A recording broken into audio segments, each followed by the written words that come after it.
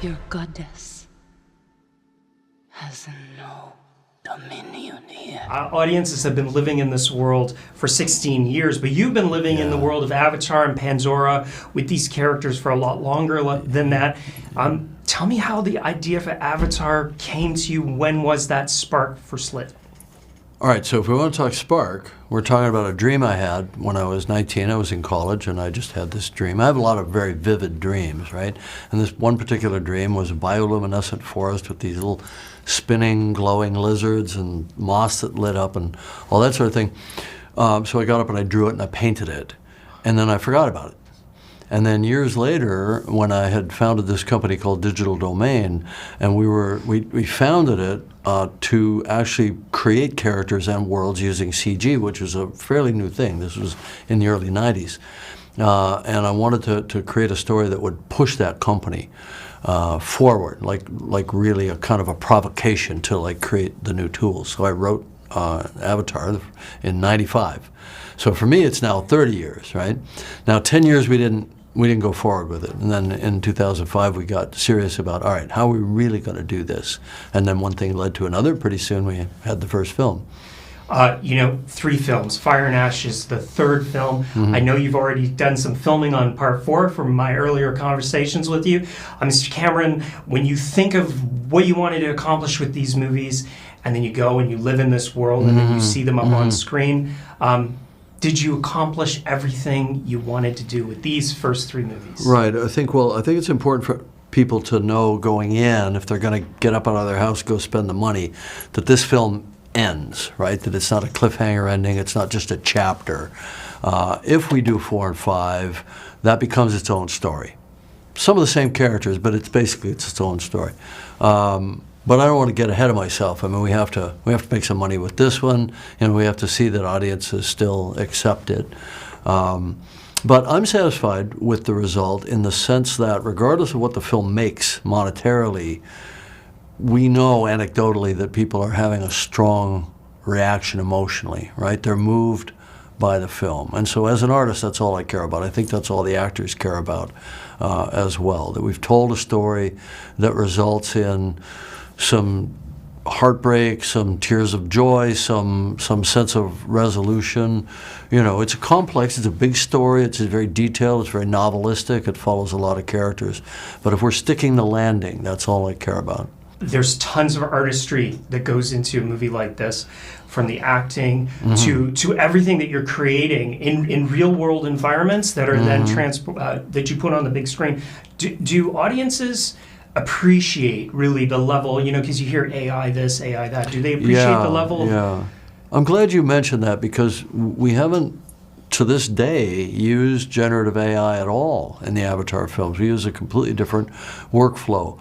Starts with the writing, then it's me working with the actors for about 18 months to make movie 2 and movie 3, to do the capture work, right? Then we do live action production, and then I do all the virtual cameras to finish the movie. In other words, I take the cinematography and I move it away from the acting process. I make it its own separate creative process, which is cool in many ways, because I can really focus on performance, I can focus on character. Even today I saw a review, I can't remember which paper, it was some major paper, talking about Sigourney Weaver voicing Kiri. Yeah. It drives me nuts. She didn't voice Kiri. I mean, if you do a voice part for a Pixar movie, you're standing in front of a lectern for 2 days. She worked for 18 months. She lived and breathed every movement, every step she took, every it's a complete physical performance. And I think people need to understand that, the level of work that the actors put into this to bring these characters to life. I mean, I think when you see them in the film, you subconsciously feel like they're real people.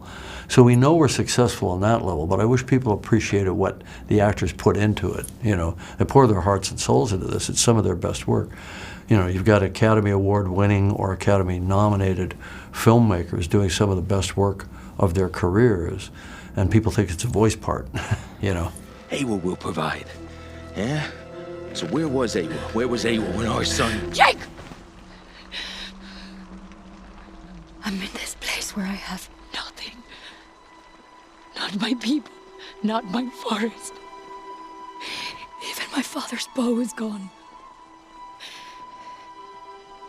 All I have is my faith. You're one of those rare filmmakers where I can tell you who I was with, where I saw many of your films on the big screen. Cool. Not Aliens, not Terminator. I was too young for those two. Yeah, right. But, you know, the theatrical experience of watching your movies is so important to me as a film fan. What does it mean to you, the theatrical experience?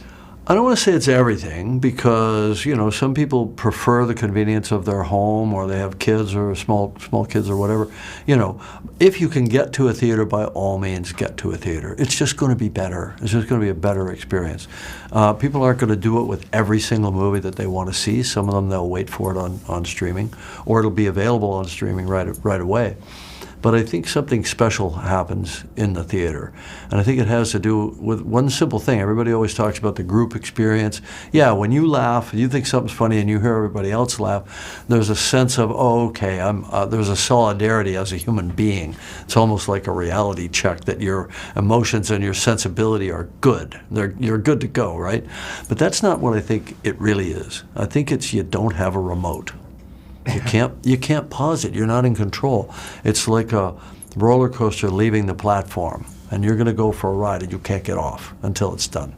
I mean, you can always get off, but who would want to, you know? So it's a different relationship between the viewer and the sensory experience that's on offer. And the 3D is part of that as well, but it doesn't have to be in 3D. The principle is the same. Second you take the remote away, it's a different relationship. Do you have a favorite movie scene that you've directed? That I've directed? Yeah, I have bits and pieces in the different films, you know, that I think, wow, that really worked. From the writing through the acting to the finished image, that really worked. You know, I mean, when I watch a film, I'm pretty hard on it. You know, my own films, pretty hard on it. And you know, we did pretty well there, but there are a few that really work. The kiss at the bow in Titanic, yeah. You know, or the scene in the car in Titanic. You know, I mean, I've got a few favorites. What's next? What's next is I'm unemployed. I always say, you know, when Wile E. Coyote goes off the cliff and there's that moment when he looks down and he realizes he's not on the cliff anymore, that's this moment, right? So I need to decide, you know, there's many different ways I could go. This is the only pure thing in this world. The fire came from the mountain, burnt our forest. My people cried for help. But Eva did not come.